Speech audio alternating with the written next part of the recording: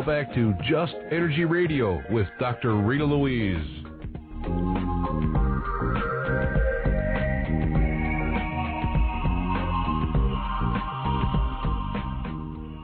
Hello and welcome back to Just Energy Radio. I'm Dr. Rita Louise, and thank you for staying tuned to the second hour of the show. So the chat room seems to be pretty excited about my upcoming guest, Don Dennis from, where the heck is it, Texas Paranormal.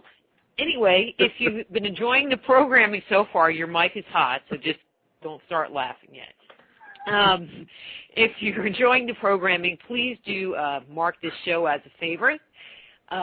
So in this hour, we're going to be talking about paranormal investigations, and to do that, we're going to be talking with Don Dennis. So let me tell you a little bit about Don, and since you can already hear him laughing in the background, you know that he's on the air.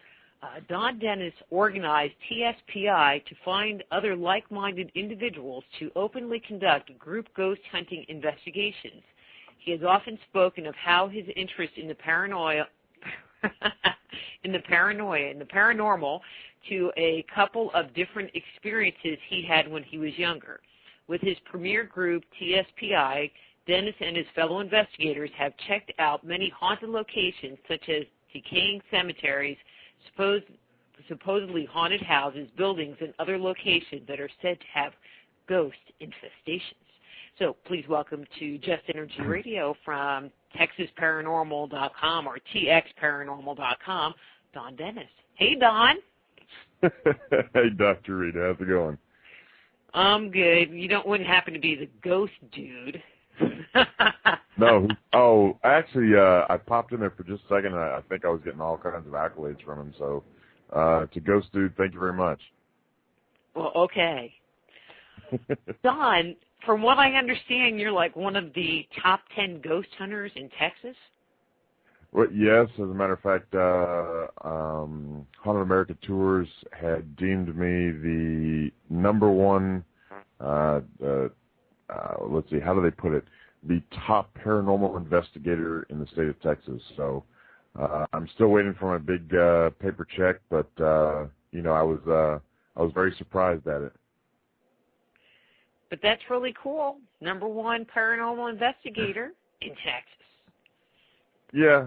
I'm trying to expand to like Louisiana and Arkansas, maybe Oklahoma. If I get a little bit more time. How did you get involved in doing paranormal stuff in the first place? I mean, your bio said something about you having some experiences when you were younger, but could you share a little of your history with the listeners? Sure. Basically, what had happened was I was about, in my teens, about 15 years old, and was staying over at a friend's house, and basically,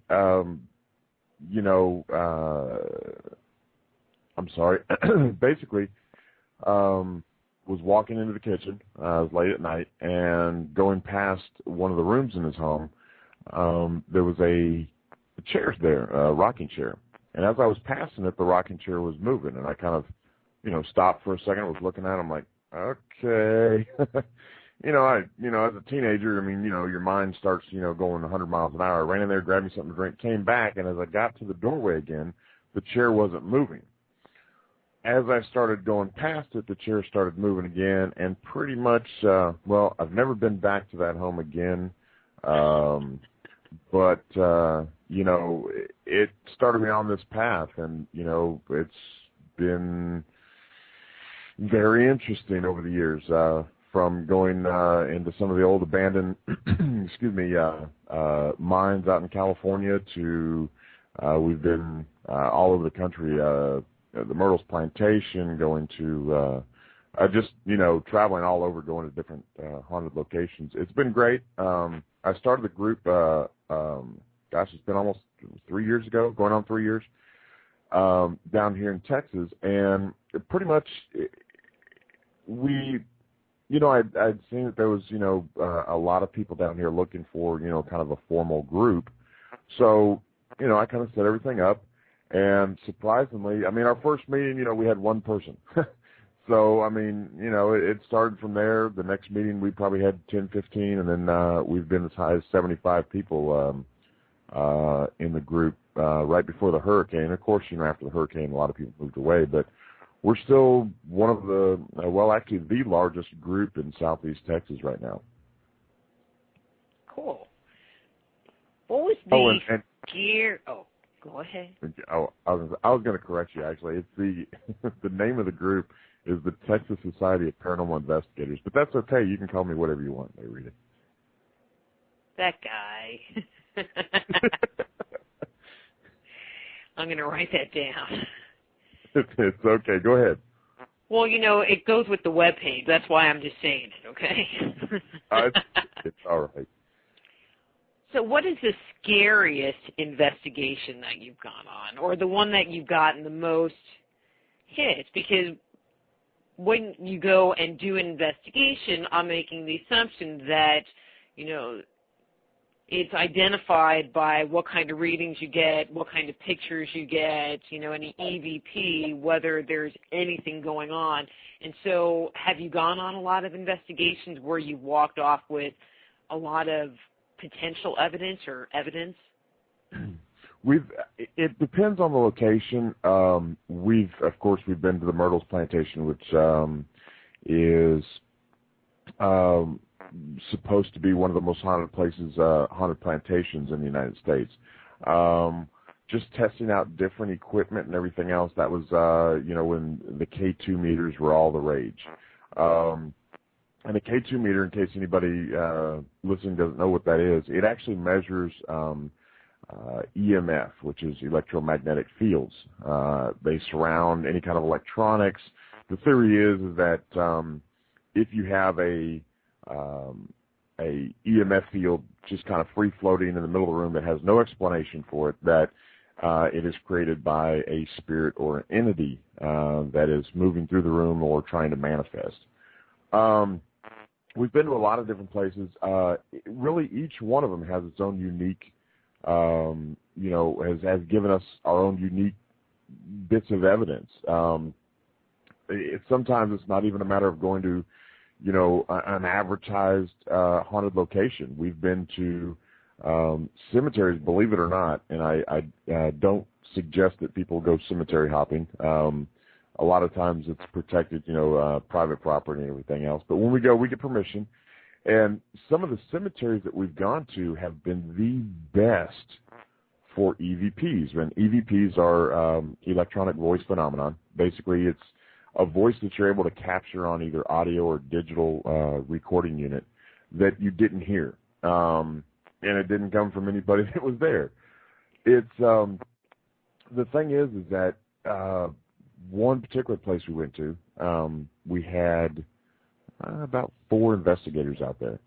And we use the cemeteries as a training because when you go into somebody's house, you have to be, on your toes. They expect, the people that are coming to the house to know exactly what they're looking for. We go through a training course with our new investigators, and we try and teach them better techniques. A lot of people come with, an idea of what a paranormal investigator does because they've seen TAPS or Ghost Hunters or, name any number of shows on TV. And a lot of times they have bad habits. We take them out to the cemetery. We let them, walk around. We teach them that, hey, you can't just go tromping through a big, huge pile of leaves because you're not going to be able to hear anything on your recorder. One particular cemetery that we had gone to, we were out there with just a few people, and the EVP that we had gotten, it was the voice of a female, and it said Uncle Jesse's home. Very creepy, especially when, you're listening to it at 4 o'clock in the morning with all the lights off. But basically, we had gone back out to the location about 3 or 4 weeks later. Come to find out, a week after we had left, right in the area that we picked up that EVP, there was a new burial there. The guy's first name was Jesse. So it's kind of interesting. Now, I've had places where we've had people touched, prodded, pushed. Probably my most, if you want to put scariest moment, we're out at another location, and without anybody being to my right-hand side within, say, 8 to 10 feet. It sounded like somebody was standing right next to me in my ear, and I got a very deep breath into my ear. And I'm a big guy, and I was fixing to tear down fences getting out of the place because it was just, it's not something that you really expect when it happens. Well, that's why it's better to do investigations with the lights on, in my opinion, so then it's not so scary. And to be honest with you, a lot of people ask that. Yeah, it is.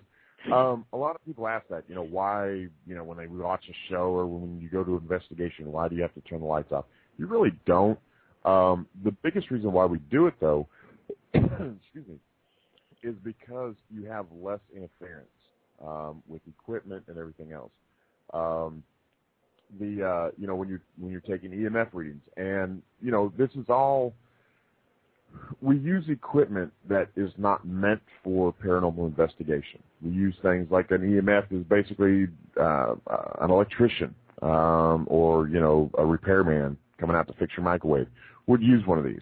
Now the theory is, like I said, is that when a spirit is manifesting, that it creates a free-floating EMF field. So that's what you're looking for, when it peaks in the middle of the room for no apparent reason.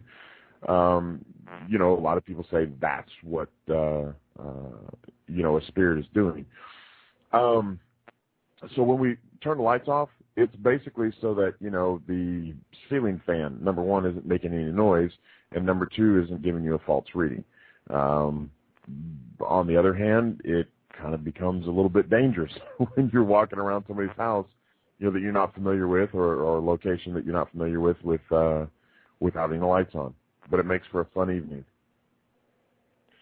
We got a question from the chat room, and Yes. It was from Just Plain Mary, who asked, I'm very interested in the new technology for actually speaking with ghosts. Can you comment?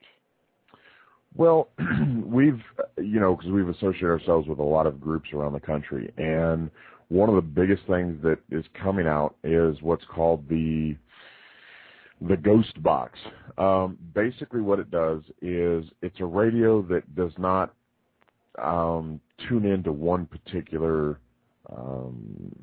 radio station. It kind of scans the radio. And what it does, the theory is that it allows the spirit or entity that's there to communicate through picking certain words out that are on any number of different stations. I've seen them work to the point to where it'll, it's fascinating, but at the same time, I've been to locations where, it's all in what you're looking for and how, quick you are to jump on something. We try and take the skeptic believer point of view. We look at things, as, well, that did sound like something, but, we're more apt to, basically it's that a spirit's got to sit down and, have a conversation with me, drink a cup of coffee, for me to say, okay, this place is really, got some activity. The ghost box, I don't know. I've seen several different kinds of it, with varying degrees of success, as far as the words that are coming out that tend to, at times, seem like it's trying to tell you something, that the words are associated with people that, are at that location or, with the history of the location. So it's kind of one of those iffy things. I think a lot more people need to experiment with it to really find out whether or not, it's a serious avenue. But the thing is that that's what it takes. It takes people coming up with different kind of things. We've been experimenting with a full spectrum camera to try and see if excuse me, I'm sorry. To try and see if spirits, being that dogs, have very wild reactions in active locations, they tend to see just outside of our the visual light spectrum. The full spectrum cameras can see infrared and ultraviolet. So we're trying to use that. We've got a lot of success, and it's just a matter of, you just have to, it's just grabbing at straws, well, let's see what this works, how this works. And if it's a success, then, you explore that avenue for a while. Yeah, and I think it's just a matter of time before we find the technology. I mean, just not that many years ago, this whole thing was just thought of as being hokey. And when you look at quantum physics and, different sciences, the possibility that there is actually something going on based on science is steadily moving to the forefront. And now it's just a matter of coming up with tools to actually measure it that is in its latency. It's just coming up. Right. And I mean, they have come up with some things, like the ghost box. They've come up with the Ovilus, which we used for a time. And the Ovilus is kind of weird. It's like the step down from a ghost box. It's like a talking EMF meter, but it's akin to me, it seems, to almost a talking Ouija board.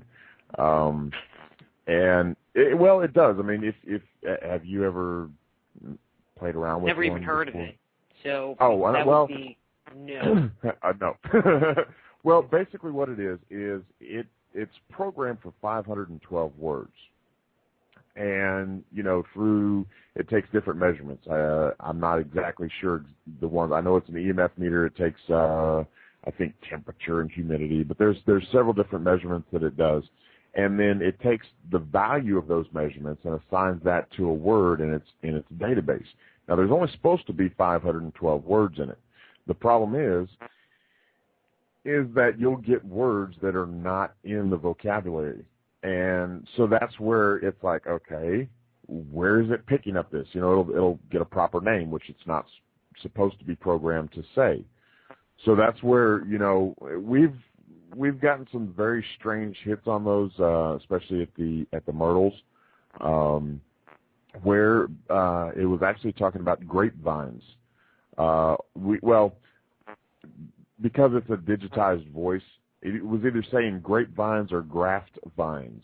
Now, come to find out, when we spoke to the curator of the museum the next day, Miss Esther Eby, she had told us that the owners had called her a couple days before and told her to make sure there's a plant that was there, some kind of fern or whatever, to make sure that she grafts those and, puts them inside so before the cold snap came. And it was kind of interesting, that it kind of correlated with what the Ovilus was saying, but at the same time, we've gotten things that were just completely off the wall that had nothing to do with what we were doing. Or that about. Cause right. Sometimes stuff comes up and it's not of your purview, but it might be totally relevant to what's going on to somebody there, to, one of the owners. When you do intuitive work, and I'm just going to make kind of a corollary, I mean, there are a lot of clients where I'll make a comment to and I'll say, well, blah, blah, blah, blah, blah. And they'll go, nah.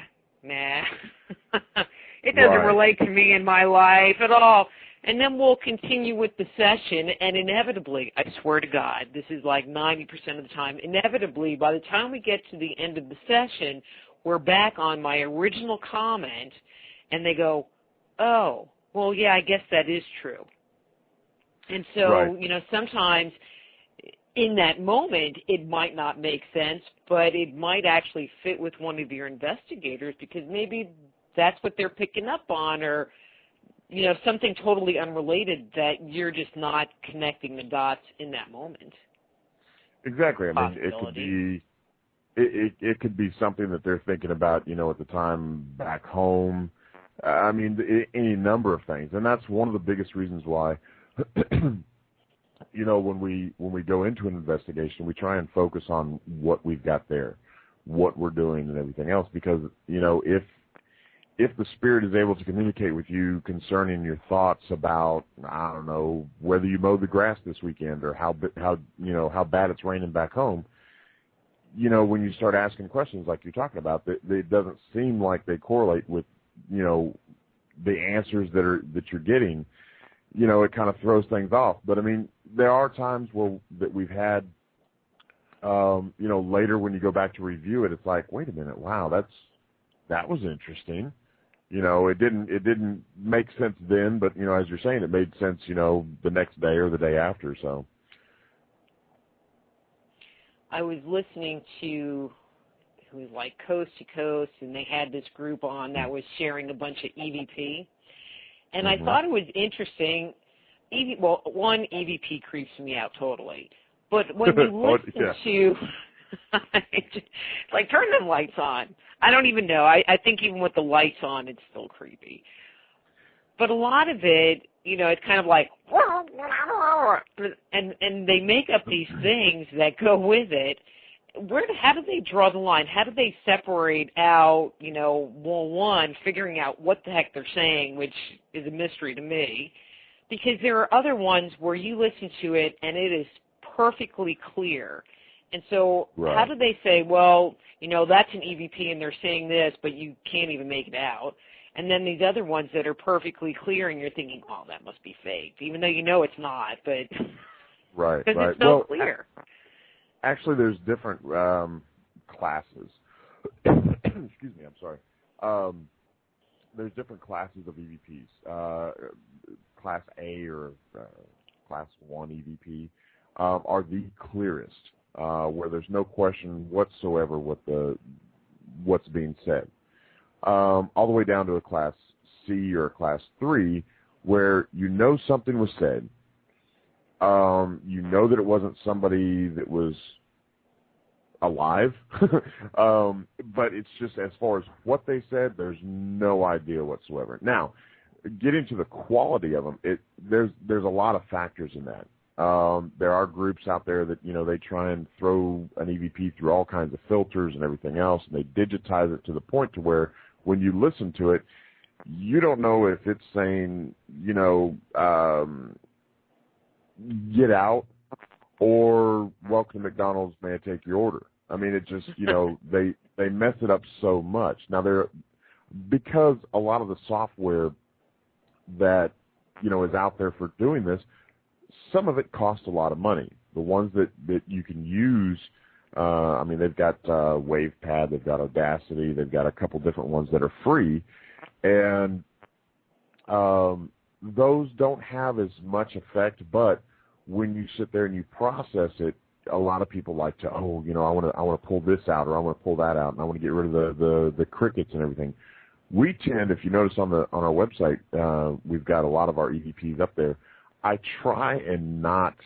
The only thing that I do is either amplify it or, you know, just cut out the part of the EVP that, you know, is understandable. We've got, I mean, probably 1,000 hours altogether of EVPs. Now, you know, some of them aren't very impressive. You know, you've got blue tennis shoes on, but you can't understand what it's saying. It's anybody that listens to it.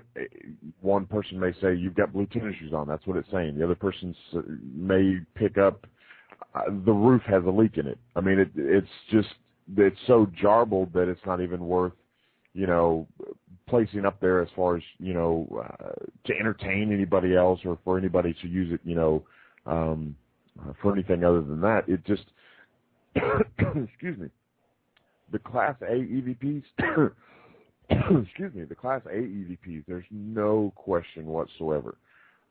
Like the one I was telling you about, Uncle Jesse's home. You can't, there's no way that you'd get anything else out of it. I mean, it is crystal clear, almost as if whatever spirit entity was just standing right there by the microphone and grabbed the microphone and started talking into it, you know, like it was amateur night at the Apollo. So it's just, it all depends on each individual group. Some groups, you know, throw it through the filters and everything else. Some groups sit there and, you know, just leave it natural. And I like them natural. You know, I don't like them processed that much. So, you know, it's just, some people are just trying to, you know, get every last little, you know, milk out of each EVP session. How common are those Class A type EVPs? You know, like you watch shows about like UFOs, and you know they show you the same little piece of footage over and over and over again, you know, because they only got so much. But when you're talking about things like EVPs, is that a fairly, I mean, not in the general sense, but like the Class A's, the really clear ones, is that a fairly common thing, or is it a fairly uncommon thing? It really depends on the location. We've gone to some places where all you catch is Class A's. I mean, everything that's there is completely clear. We've gone to some locations where you may get one, you know, out of 100 times being there, you may get one Class A EVP. I think, you know, a lot of people, when they're trying to decide, you know, whether this is, you know, stray radio signals or anything, when you get something like I was talking about the Uncle Jesse's home, that's not something, especially with the backing it up with coming back and, you know, there's somebody buried right there, you know, by the name of Jesse. We've even gotten it to where it's repeated things that somebody has said in the room. So, I mean, it's the strangest thing in the world, and you know, that's why, you know, I mean, when you get one, it's awesome. I mean, and I will tell you this, that if you're 3-4 o'clock in the morning, you know, when you come home and you've got all the lights turned off and you're just sitting there with a pair of headphones, when you hear one, the first time I heard one, a good Class A, all the lights came on. I was cooking eggs. I was making coffee. I looked at the clock and it was 3:30 in the morning. I'm like, wow, what am I going to do till the sun comes up? But I mean, that's the thing, is that, you know, it's something that it's just completely unexpected. And you may listen to, you know, I mean, you see the shows and everything that are, oh, wow. Well, there's the music. So we need, no, we're going to take a break. Okay, we still have another half hour. Don't freak out. But when we come back from the break, why don't we talk about some of the shows that are on TV and Definitely. what you think? Okay, I'm Dr. Rita Louise. We're talking to Don Dennis about paranormal investigations, and we will be back after these words from our sponsors. Just Energy Radio with your host, Dr. Rita Louise, will return right after these messages.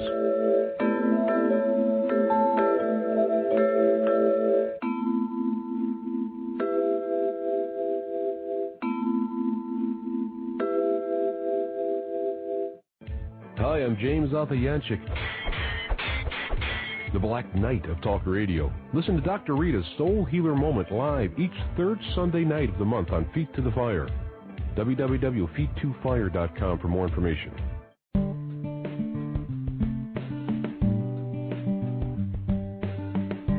Are you sensitive to energy? Want to explore the world beyond the five senses? Looking for a new career as an alternative healthcare practitioner? Then the Institute of Applied Energetics, Medical Intuition, and Energy Medicine training programs may be right for you.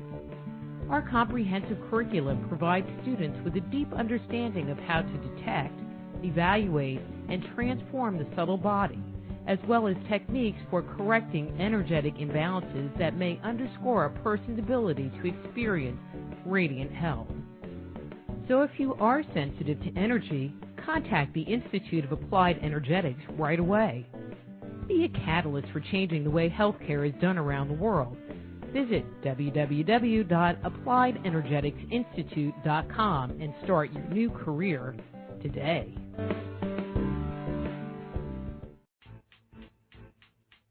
You can get a copy of Dr. Rita's latest book, Avoiding the Cosmic 2x4, by visiting www.soulhealer.com. Get your copy today. Before we get back to the show, I want to thank all of you for tuning into Just Energy Radio this evening. Many of the people I've helped over the years were listeners just like you. If you're at a junction in your life, don't stand alone at this important time. Call me or send me an email. We can set up a private consultation so that you too can experience wholeness in your life. To find out more about the services I offer, visit soulhealer.com.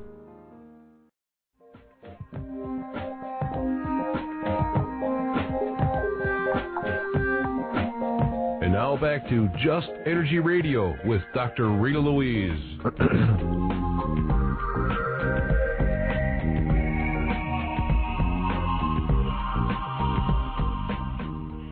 Hello and welcome back to Just Energy Radio. I'm Dr. Rita Louise, and we're talking to Don Dennis about ghost hunting.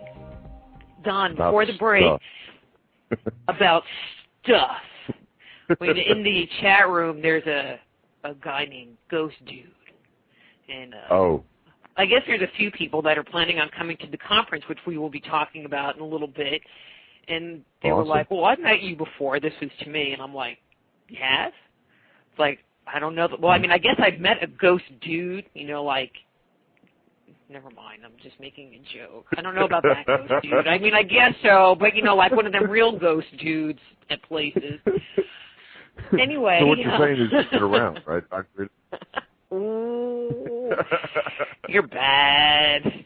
Okay, changing the subject. So what do you think about the TV shows like Ghost Hunters and all of them? I mean, there's so many right now. What's your impression? Okay. Basically, if you take them at face value, that they're there to entertain you, they're doing a wonderful job. Have they progressed the field of paranormal investigation? That's a hard one. There are a lot of good techniques that they have on there, but at the same time, you have to realize that investigating with a film crew is completely and totally different than investigating with you and, 2 or 3 other investigators. When they have, for these shows, one of the biggest things is, and I've talked to Brian Hornlaw several times about this, is that, wow, what was that? Was that on your end, my end? Oh, okay. It was an EVP that sounded like a cell phone chime. But basically, I mean, the production crews and everything else encourage them to talk more, which is one thing that you don't really do, on an investigation. I don't think that they truly accurately portray, a real paranormal investigation. There's a lot of sitting around. You don't go in and shoot out of there in an hour and, have 50 hours of awesome EVPs. I don't blame them so much as Hollywood. It's just, it's difficult. Now, on the other hand, there are shows out there. I won't name any right now, but I really don't think that. Well, I'll name one because it's not on anymore. Extreme Paranormal. That was the one where they screamed all the time? Oh, no, I think that's pretty much everyone. No, that was actually the one they did 2 or 3 different shows. I think it was on A&E or one of them.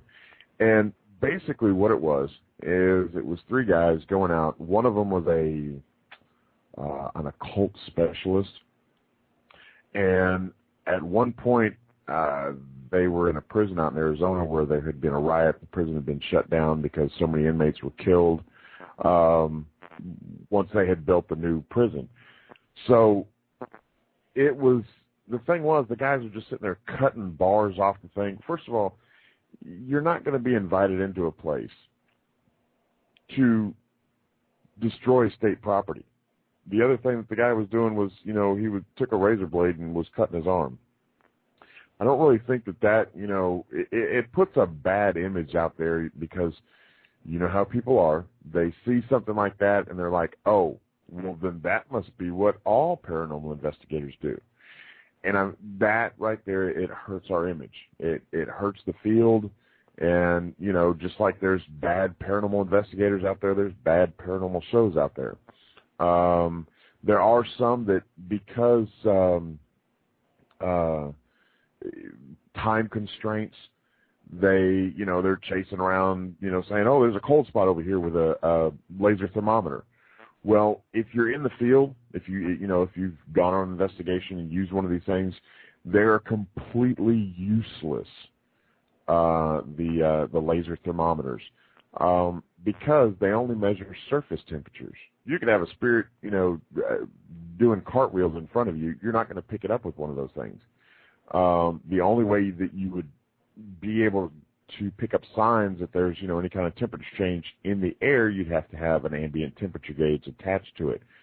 So, I mean, these are, because of time constraints, they don't really explain these things. Just like a lot of the shows are, they'll have thermal cameras. Which thermal cameras, that's like the holy grail to a lot of paranormal groups. They think, because Jason and Grant had one of these, and this show had one of these, and that show, then I've got to save up all my sandwich money and go and get me a thermal camera. Okay. You can make a really good down payment on a brand new Mercedes for what a thermal camera costs. They're not expensive. Oh, they can be anywhere from $5,000 up to, well, they really don't stop.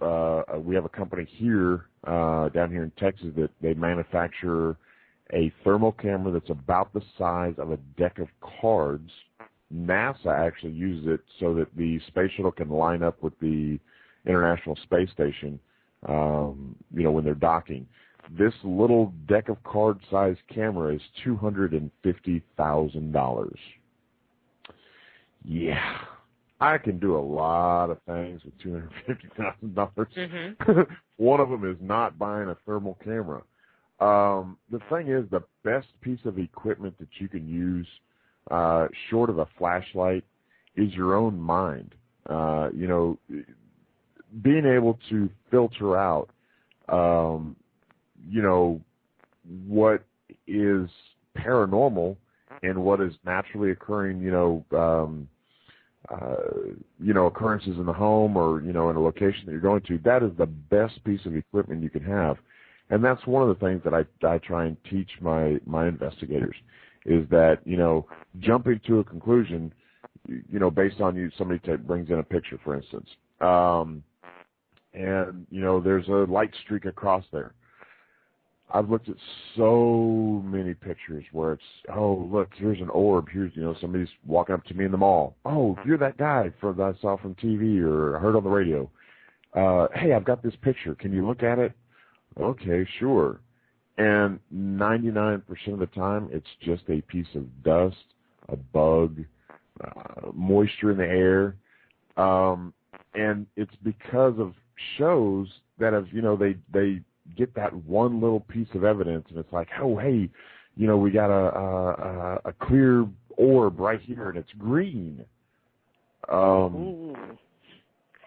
Well, it seems like on those shows, Ghost Hunters in particular, all right, I tend to watch Ghost Hunters more than some of the other shows, that they used to not ever get anything, and now it seems like they consistently get hits and stuff happens to them in every show. Is that real? I mean, every investigation you go on, do you get stuff and do you get pushed and whatever? Your jacket pulled or whatever? My what get pulled? Your jacket. Oh. No, and I there's a whole lot of controversy about the jacket pull. That's what I'm talking about then, huh? Yes, very much so. It just seems like, short of, like I was talking about before, short of Jason and Grant, and I mean, for what they've done, they've done awesome. I mean, they were a group, they put together a pilot, after a story was written about them in the New York Times, they put together a pilot, and bam, they've been on the air for, 6-7 years now? Hey, more power to them. But short of sitting down and drinking a beer with the ghost of Abraham Lincoln, I really don't think that there's much more that they could do.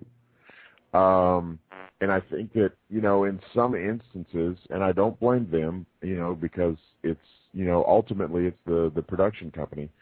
But I think that, to keep the hype up, is the popularity of the show. Oh, hey, look, we'll go ahead and bring in something, from the last time we were here and throw that in there. Or, You know, it's Hollywood. I mean, some of the times when you watch these things, you know, they'll end the show or go to commercial break at some huge high point because they're jumping, you know, oh gosh, what was that? And you come back and come to find out it was because of a bird flying around. It's like, are you serious? So, well, you know, Don, you know, I mean, if they had you on the show and they had me on the show doing my little psychic thing, people would totally turn in. Yes, Don't you yes, think? yes. And we could get sponsored by McDonald's and Domino's. It would be awesome. But the thing is that, I mean, in all due honesty, you can go to, it's like hitting the lotto. You can go to a location 500 times. Out of that 500 times, you may sit there and spend 8 hours each time there, you know, 4 hours here, whatever. To be honest, you're not always going to get something. One time you may get one photo out of 1,000 photos that were taken there. The next time you may get 50 photos, you know, that were just, you know, completely outlandish. You may go to the same location trying to get EVPs, not get anything for 6 months. Go there one time and it's like, you know, the entire, you know, side of the underlife, you know, the afterlife was standing there, you know, having a you know, like it's Grand Central Station. So I mean, it's frustrating to watch these shows because, you know, you just want to scream at the TV. You know, they're like, oh well, I think one of them they were using a thermal camera, and you know, they're like, oh look, there's an image down there at the end of the hallway. Yeah, and it ended up being, you know, a sound guy. You know, it's frustrating because there's a lot of people, you know, new to the paranormal, you know, investigating it. And, you know, they see Jason and Grant using a K2 meter. When Jason and Grant first came out with that thing, or they didn't come out with it, but they first used it on the show, you couldn't order one. It was like a 6 to 8 week backlog of orders for that thing. And, you know, you got to look into it as, well, you know, it's gotten commercialized, you know, with a lot of the shows. The Ghost Box is another example. Do they even work? Do they even work? I mean, I've seen them do it. You know, our group has one, and it just seems hokey to me. Well, here's the thing. We have, you know, we've got probably, I don't know, 4 or 5 of them within the group. The thing is that we kind of, I mean, you know, in downtime, you grab a cell phone, you know, see how far out, you know, dialing your cell phone will ring. A cell phone will set off a K2 meter out to about a foot and a half. I will tell you this, that an iPhone will set it off to about 3 foot. So, you know, and these are the things that you look for when you're on an investigation. Okay, everybody turn their cell phones off. You know, if you're using a walkie-talkie or something like that, you know, you have to be careful because a walkie-talkie will set it off out to about 6 foot away. So all somebody has to do is key a walkie-talkie, and that thing's just going to jump right off the charts. Now, when you're watching these shows, they're all walking around with walkie-talkies. There's cameramen, soundmen, there's all this kind of stuff. So to really say that, you know, based on what's on TV, to say that they work, have I sat there and gotten some just crazy readings on them? Definitely. But like I said, every place we go to, you know, and you may go to a place that is having a really awesome EMF fields, you know, just out in the middle of nowhere, just there's no reason for them to be there. They may pick up on a K2. They may not pick up on, you know, like a Mel meter, which is it's a EMF and temperature gauge, and they throw in a vibration thing on there and everything else. It's just kind of an all-purpose meter. Sometimes you may get a reading on one and not a reading on the other. It's so, you know, we call it shotgunning. You pretty much just put, you know, several pieces of you know, equipment down. Like if you're doing EMF, you put down a K2, you put down, you know, a Mel meter. We've even got a new one called a Ramsey meter that picks up not only EMF but static electricity as well. So you put those down, throw a camera down on it, and, you know, hopefully as you're going through EVP sessions and everything else, you can actually correlate the meters with an EVP or, some other reading. What was the question? No, I'm good. But because your group usually wants to have more than one piece of evidence happening at the same time, I will assume. Exactly. And the more evidence that you've got, it's fun to see a chair slide across the room, but, you definitely want to back it up not only with video, audio, if you can throw in an EMF meter, and maybe a cupcake with a candle in it, that'd be great. But, just something that you see and you're not able to document it, it's really worth nothing other than a good story, around the campfire. Mm-hmm.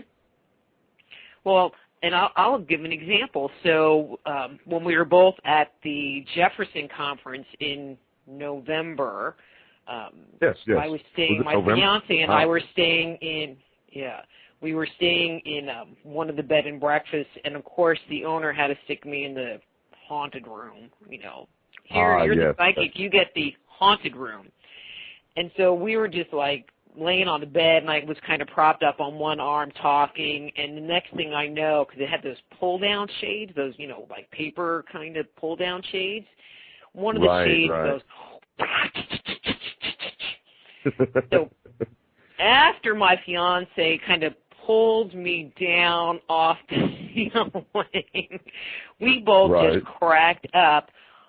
The next morning, the owner of the bed and breakfast says that she always has problems with those shades. Sometimes they get pulled down, like off the rollers, the curtain gets pulled down. So the question is, was it the ghost? Was it the shade?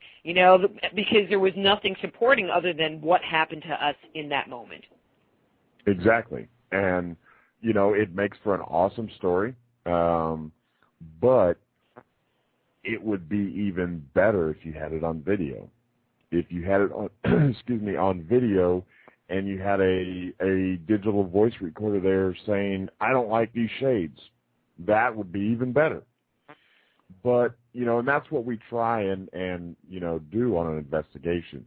When we feel that there's actual paranormal activity, we try and document it as much as possible so that, we can go back and, when people say, well, hey, what did you get at this place? I can look at it and say, well, hey, this is what what we were able to capture, and not only on video but audio, as well as giving the meter hits on video as well. So it's matter of fact, the place where you were at, it's called the Pride House, and Jenny is actually going to be down there at the Texas Ghost Show, and I'm sure that we'll be talking about that here real shortly. But next.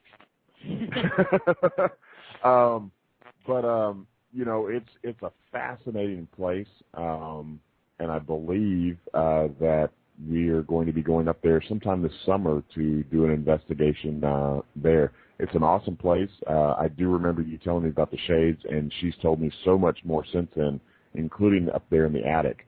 All right, don't tell me anything, because they've wanted me to come investigate, and being the group intuitive, it's like, I don't want to know. I want to find it. I don't want to know. Right. So they'll just have to come to the Texas Ghost Show, and then they can ask you or ask her. Yes. So yes. Let's talk about the show. Yes, let's talk about the show. Coming up March. Well, yes. Hello. 13th. Domino's. Hello. Okay. Tag, you're it.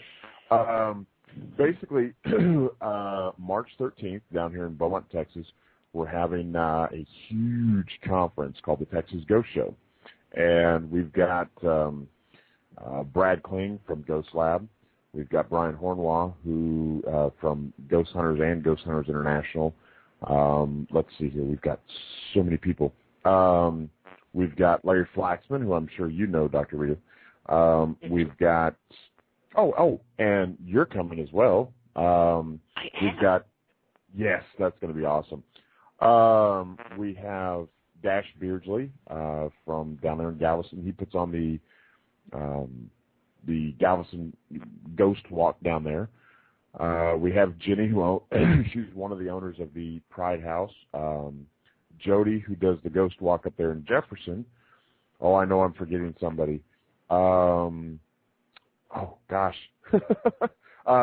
Gerhardt, who is he's a cryptozoologist, and he's doing a lot of work right now on the chupacabras, all the sightings that have been, around Texas and everything else right now. Let's see, who else? Anybody else? Am I missing somebody? I know I'm probably missing somebody.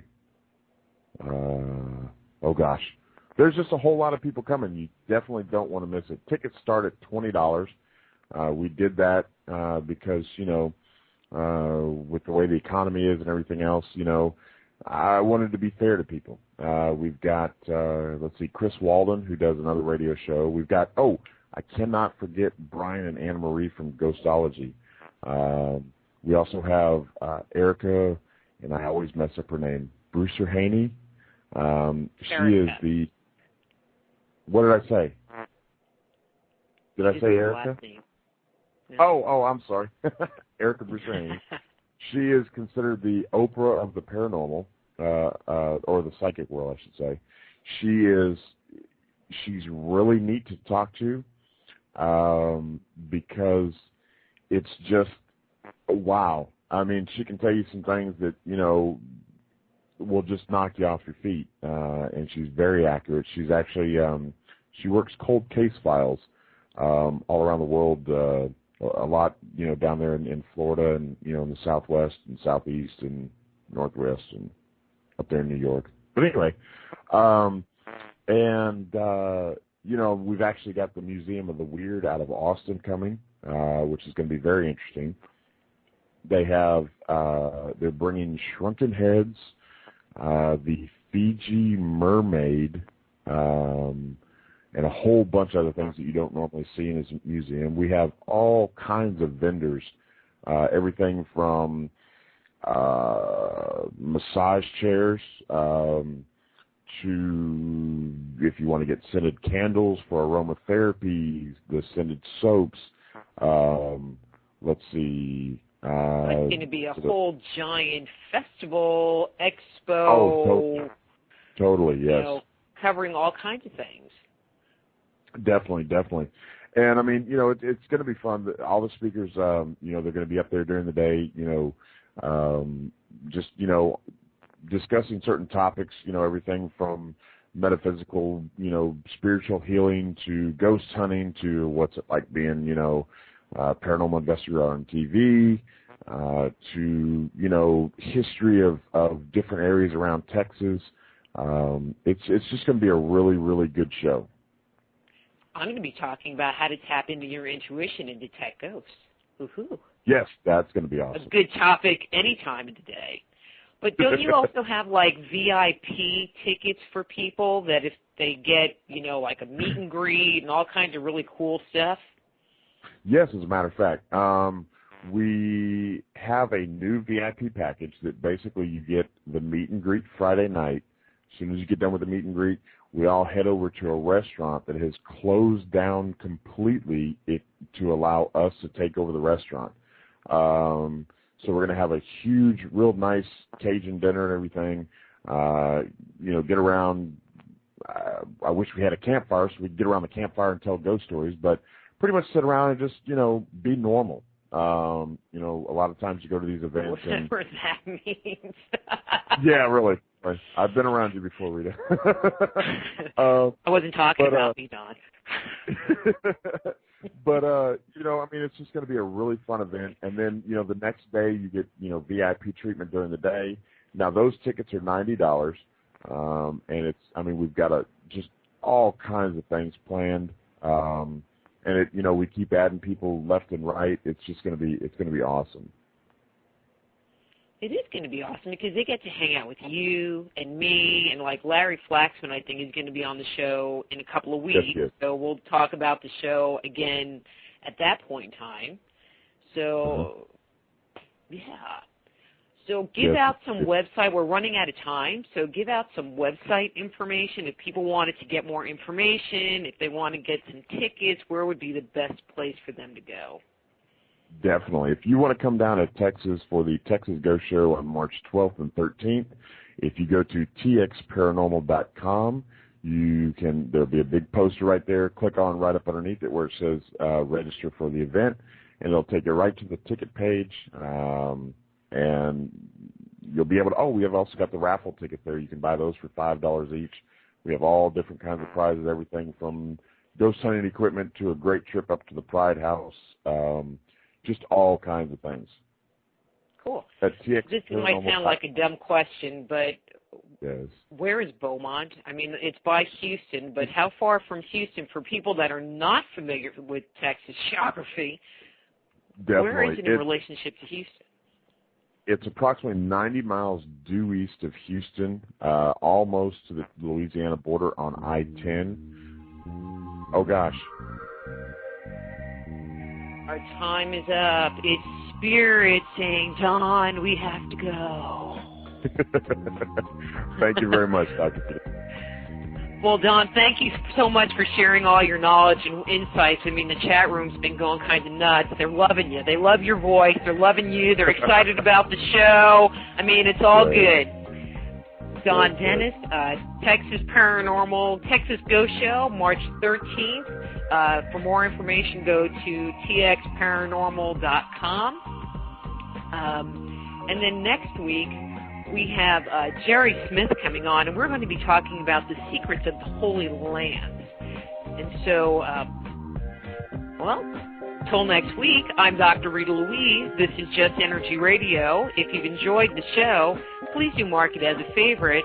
Until then, be blessed.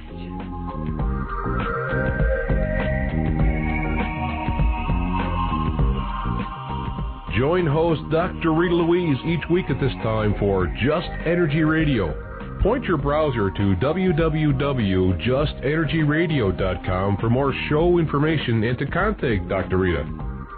Until next time, remember, it's all just energy.